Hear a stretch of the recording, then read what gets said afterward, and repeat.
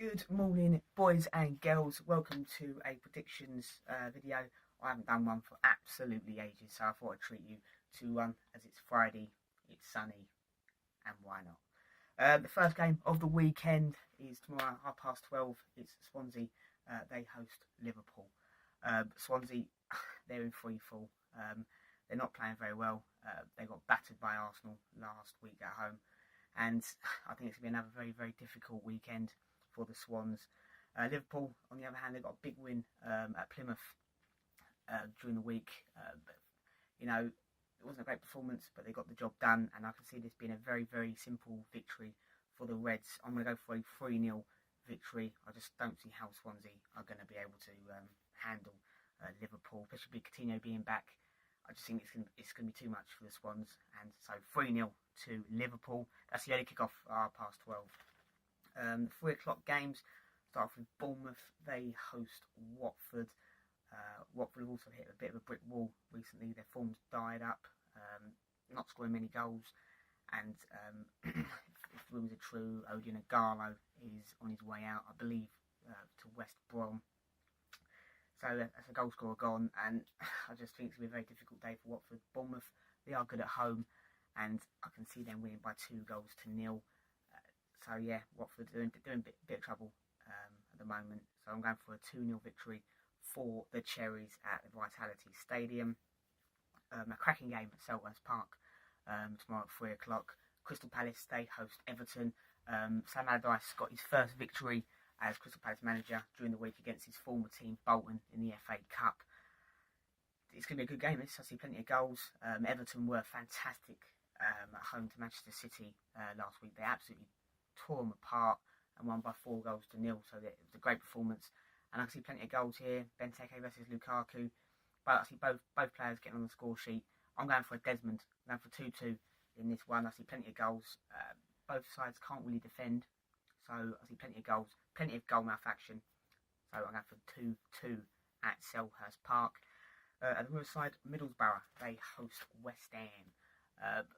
Borough, they don't score many goals, but they don't concede many either. So it's going to be a very, very tight game. West Ham got a massive victory against Crystal Palace last time out. And they're still about Dimitri Payet. That situation still hasn't sorted itself out. I don't know what your opinion is, everyone at home, but to me, Dimitri Payet is an absolute disgrace, if I'm totally honest with you. If it wasn't for West Ham, we wouldn't know who Dimitri Payet was. They got him in the French team, back in the French team. He had a good Euros, and he's treated them like this. I think it's a bit disgraceful, if I'm honest with you. Don't get me wrong, I'm not a massive fan of the owners. I think they've got a lot to answer to, because in the summer they said that we're going to build a team around Payet, and when you buy players like Zaza and Feghouli and Gökhan Toure, I can if he has any defence, Dimitri Payet, it's maybe that they've bought very, very poorly, and they're trying to buy players like Snodgrass for £6 million, put silly bids in for Jermaine Defoe. They're paying £15 million, well, hoping for Scott Hogan of Brentford, who's a good player, but £50 million for a championship player is a lot of money, and they're in a bit of trouble. West Ham, they got away with it last week against Palace with a big win, cracking goal from Andy Carroll as well, but I can't separate the two sides, so I'm going for a 1-1 draw at the Riverside there. At the Bet365 Stadium, or the Britannia as we will call it, because I don't like that name. Stoke, they host Manchester United. Stoke are a bit of a funny side. I very rarely go against them at home, but their home form has been a bit shaky. They were awful against Wolves in the FA Cup a couple of weeks ago. Man United are ticking along nicely at the moment. They'd be a little bit disappointed they didn't get the 3 points against Liverpool last Sunday. If it wasn't for Paul Pogba, for some reason, trying to decide to dab in the penalty box. I don't know why he did that. It was really bizarre. But I'm going for a 2-1 United victory. I think United are going quite nicely, even though they're still out in the top 4. They've won 6 in a row, unbeaten in 7 or 8 or 9, and they're still not in the top 4. So I'm going for 2-1. I just can't see United not winning this game. 2-1. Stoke are in a little bit of trouble at the moment. There's a little bit of unrest between the Stoke fans under Mark Hughes at the moment, but 2-1 to Manchester United there. At the Hawthorns, West Brom, they host Sunderland. Sunderland are in absolute freefall. They just look awful. I saw a little bit of the highlights against Burnley in the FA Cup, and they were awful. I don't know how they're going to get out of this. I'm going to go for a West Brom 2-0 victory. I think Tony Pulis is doing a good job at the Hawthorns. Gets a lot of unfair criticism, I think. So I'm going for 2-0 West Brom. And the evening kick-off, 5:30, is Manchester City versus Spurs. You know, any other day I'd go Manchester City to win this quite comfortably.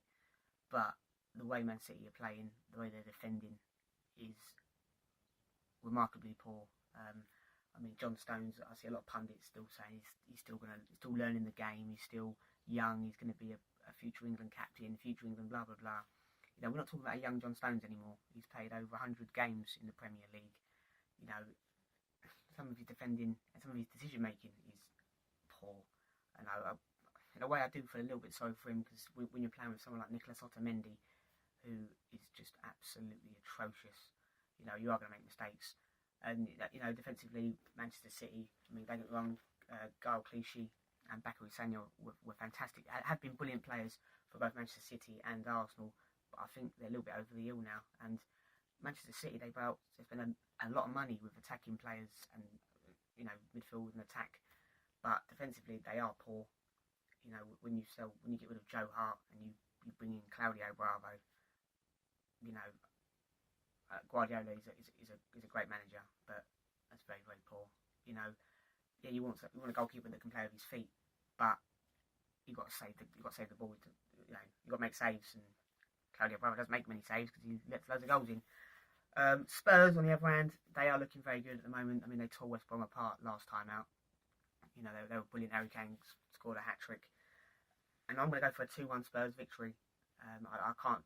Manchester City defensively, I don't see how they're going to be able to deal with Harry Kane and Dele Alli and players like that running at them. I just think City's confidence is shot, and if City do lose this game tomorrow, I don't see how they're going to be finishing in the top 4. I really don't. They're looking very poor, and I'm going for a 2-1 Spurs victory. Much as it kills me to say that as an Arsenal fan, but Spurs are playing very well. Moving on to Sunday, Southampton, they host Leicester. There's no doubt Southampton will have a little one eye on the EFL second leg against Liverpool, so they might rest players, but I do think they're gonna edge this by a goal to nil. Leicester are looking very poor. You know, they're missing Mahrez and players like that, so I think Southampton, they're going to get over the line just about. I'm going for a 1-0 victory at St Mary's. 2:15, Arsenal, they host Burnley. There's no denying that Burnley are a completely different animal from when they play away to when they play at home. You know, I think like 94% of their points have come at Turf Moor. They're very good at home, and they play some nice football, but away from them they are leaking goals, and I can only see a very, very comfortable Arsenal victory. Burnley will make it difficult for Arsenal. They'll try and counter-attack, and they'll frustrate Arsenal and stuff like that, but I think Arsenal will just have a little bit too much quality for them, and I'm going for a 3-0 Arsenal victory there. It is a big game for Arsenal. You know, they can't afford any more slip-ups, but I think Arsenal will get over the line and win by 3 goals to 0. The final game of the weekend, Chelsea, they host Hull. You know, Chelsea had bounced back very well from when they dropped points at Spurs.